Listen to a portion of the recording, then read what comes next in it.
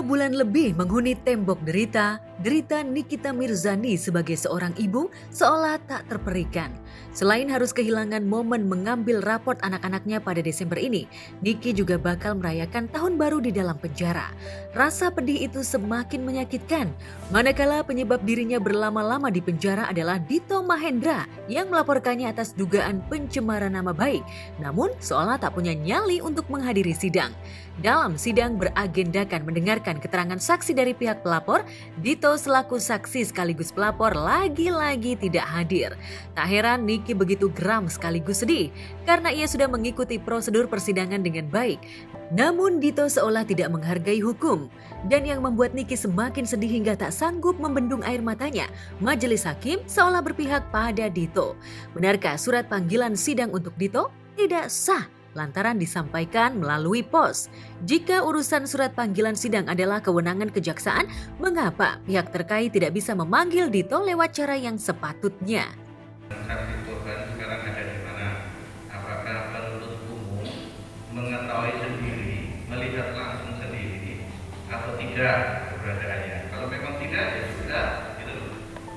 Ya, silakan dikasih penjelasan. Terima kasih yang mulia, kami hanya berdasarkan surat pemberitahuan saja sendiri. Ya, baik, itu ya. Sudah cukup ya, cukup yang mulia. Sebetulnya simpel. Anda hanya menjelaskan kepada kami, kepada majelis hakim yang mulia, saksi korban dirawat di rumah sakit ini, titik jalan ini selesai. Ya. Nah, jangan bilang di rumah sakit, di Indonesia di rumah sakit, jangan di rumah main begini lah. Sebentar ya, cukup ya. Semua apa yang diungkapkan oleh penuntut umum maupun dari penasihat hukum ya. Jadi majelis hakim akan berbicara lebih terkait dengan ketidakhadiran saksi-saksi yang sudah dipanggil ya. Ya. Sidang kita sekarang ya 5 menit.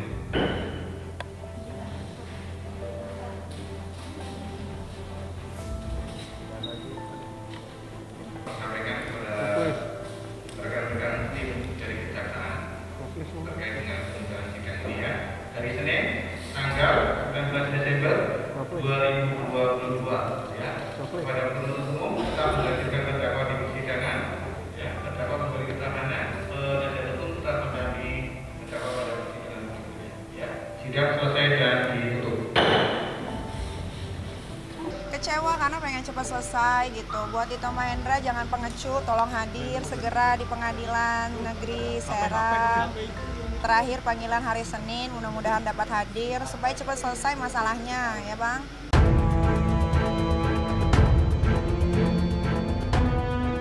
Dalam keadaan kurang sehat, Niki sebagai terdakwa diharuskan menghadiri sidang. Sebaliknya, Dito yang sudah 3 kali dipanggil masih bisa menghindar dari sidang dengan alasan sakit DBD. Jika benar tidak ada surat keterangan sakit dari dokter yang kompeten, mungkinkah Dito sengaja mengulur-ngulur waktu agar Niki lebih lama merasakan dinginnya lantai penjara? Kesel aja gitu, maksudnya dia yang berani ngelaporin tapi kok dia nggak datang-datang, tujuannya apa gitu. Kalau cuma buat mempenjarakan Niki ya udah berhasil kan ya, terus mau apa lagi gitu. Kalau soal ketakutan dia hadir di persidangan tadi, iya hakimnya masa ngomong gitu, nggak ada yang ngapa-ngapain kan di PN Serang, ada bapak polisi jaga, ada banyak sekali orang-orang yang jaga, emang mau diapain gitu kan. Mungkin dia takut karena panggilan KPK kan sudah ketiga ya kan, jadi dia bingung gitu. Dia ketulah sama kelakuannya sendiri. Di benaknya Nikita, saudara yang melaporkan Nikita sengaja untuk mengulur seolah-olah biar Nikita lama ditahan. Tetapi apa yang ada di pikiran saudara pelapor itu pasti salah besar. Nikita udah saya bilang, Nikita dengan berani menghadapi masalahnya ini. Sampai kapan dia akan ditahan? Dia akan keluar anyway. Tapi sekarang seluruh rakyat Indonesia tahu seperti apa saudara yang melaporkan Nikita. Semua orang tahu siapa saudara yang melaporkan Nikita. Itu kan, ya itu aja saya cuman clue-nya. Ternyata selama ini yang dipikir sama saya terutama ya, ini berani loh melaporkan Nikita dengan kerugian seperti ini, pasti dia akan dengan berani berhadapan dengan Nikita dan majelis hakim. Saya salah besar juga, tapi mudah-mudahan Senin besok saya nggak salah. Hari ini saya akan mencoba menyampaikan update terbaru tentang hasil pemeriksaan sidang hari ini atas nama terdakwa Nikita Mirzani. Agenda hari ini sebenarnya adalah agenda untuk memeriksa keterangan saksi atas nama Dito Mahendra sebagai korban dan 2 orang saksi lainnya.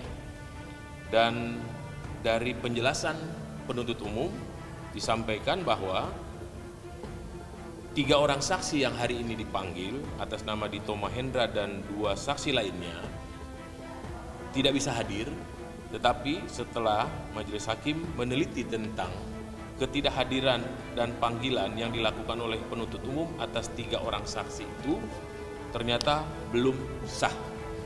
Artinya panggilan itu belum dilakukan secara sah menurut ketentuan KUHAP. Ya. Ini bukti konkret, bukti nyata bahwa di sini ada upaya pembiaran, kalau saya lihat, dari saksi pelapor. Dan kedua, dan ini adalah sebuah potret, ya, potret yang tidak baik, contoh yang tidak baik untuk seluruh warga Indonesia, khususnya dari pihak pelapor atau korban yang merasa dirugikan.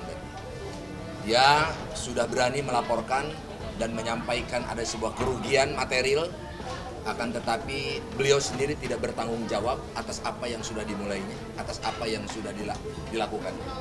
Nah, ini saya berharap hal seperti ini tidak terulang kembali, dan tentunya ini semoga bisa juga menjadi bahan pertimbangan hakim juga tadi untuk betul-betul bisa mempertimbangkan keberlanjutannya perjalanan persidangan ke depan. Sebagai terdakwa, tentu saja Niki penasaran ingin bertemu langsung dengan Dito yang berambisi memenjarakannya. Itu sebabnya Niki menolak tegas bila persidangannya melawan Dito digelar secara online. Lalu benarkah Niki rela dipenjara seumur hidup daripada mengikuti persidangan melawan Dito secara online? Oh ya, saya nggak mau online dong, kan kita nggak pernah ketemu, harus ketemu dong, dekat-dekat ya kan. Jadi sidangnya tetap harus di pengadilan negeri sini. Ya kalau sidangnya di online kan lagi, ngapain sidang-sidang? Udah digedok aja, udah langsung pulang bubar. Ngapain pakai sidang capek-capek semua begini.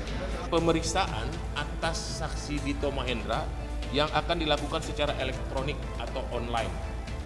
Majelis Hakim juga telah mengacu pada ketentuan Peraturan Mahkamah Agung Nomor 4 Tahun 2020 tentang pemeriksaan secara elektronik dalam perkara pidana.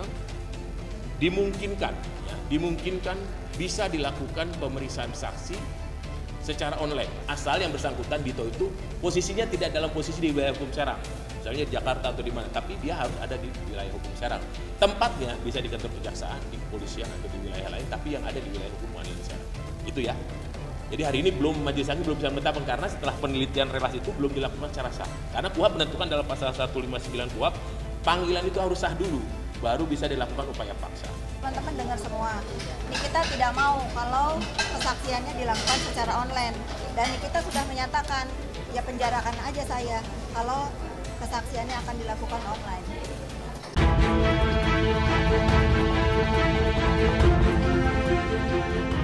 Senin 19 Desember mendatang, sidang akan kembali dilanjutkan dengan agenda yang sama, yaitu mendengarkan keterangan saksi dari pihak Dito.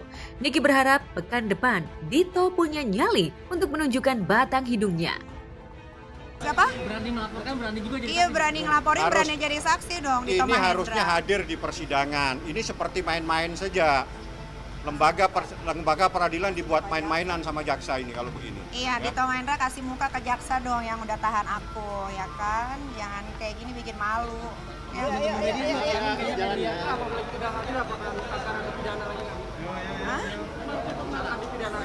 Enggak, nanti aja ngerti itu urusan jaksa sama hakim. Karena majelis hakim merasa panggilan yang dilakukan oleh penuntut umum belum dilakukan secara sah menurut ketentuan KUHAP, kemudian majelis hakim memberikan kesempatan kepada penuntut umum untuk menghadirkan seluruh saksi dalam perkara ini dan semua ahli pada sidang tanggal Senin 19 Desember 2022. Untuk di hari Senin besok persidangan berikutnya untuk jaksa penuntut umum bisa menghadirkan saksi dengan cara apapun. Ya, karena apapun yang terjadi, apapun dalihnya, apa yang telah dilakukan oleh jaksa penuntut umum, jelas hakim menyatakan bahwa itu adalah sebuah kesalahan dan tidak sesuai dengan aturan, tidak sesuai dengan KUHAP. Pemanggilan itu tidak sesuai dengan KUHAP. Dan ini menjadi pembelajaran juga. Jangan aparat penegak hukum juga merasa benar. Tapi di sini hakim jelas menjelaskan secara detail tadi kesalahannya. Dan tentunya saya berharap itu tidak terulang kembali. Oh iya dong. Iya dong. Iya dong. Ini ingat, perlu dicatat ya oleh teman-teman semua. Yang terdakwa ini perempuan ya. Jadi tidak ada reason ya sampai takut. Kalau memang tidak mau dibilang ngecut, tidak mau dibilang penakut, silahkan para saksi datang hari Senin. Tetapi kalau ada alasan apa aja hari Senin nggak datang atau misalnya minta keterangannya secara online, ya sudah fix. Menurut saya pengecut. Sakit, nangis sakit. Terus enggak lah.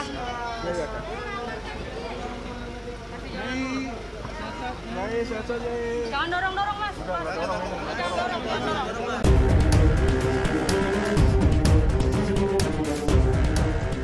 Jika menurut fakta peristiwa di persidangan, Dito tidak berseteru secara langsung dengan Niki.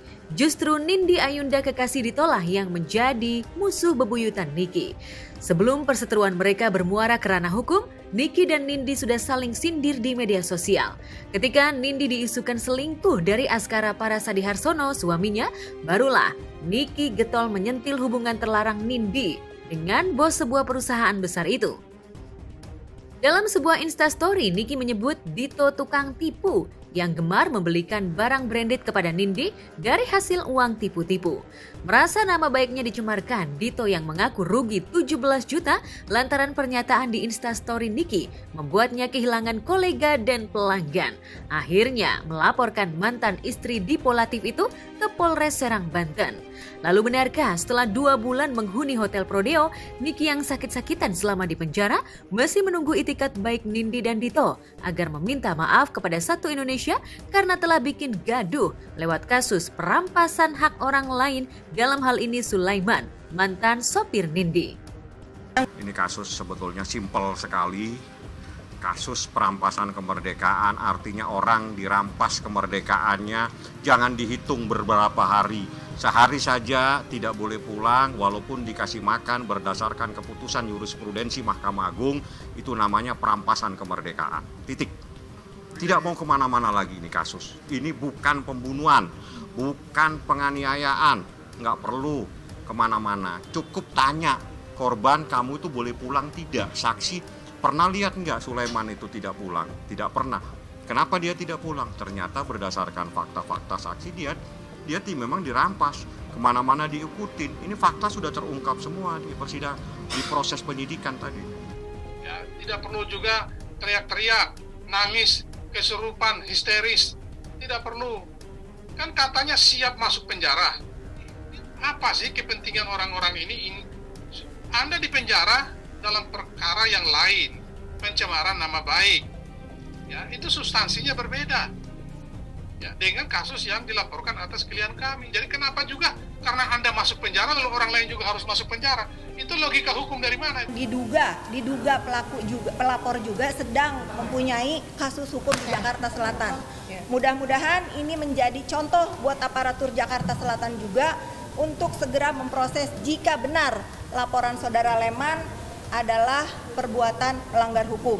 Diduga ya. Saya hanya diminta tolong oleh Nikita untuk melanjutkan ucapan dia tadi karena dia buru-buru harus kembali lagi ke sel. Kalian tadi udah sempat dengar, saya mengorbankan diri saya untuk menjadi contoh membela Leman. Itu harus kalian catat. Dikit aja, Bu. Bu, dikit aja, Bu.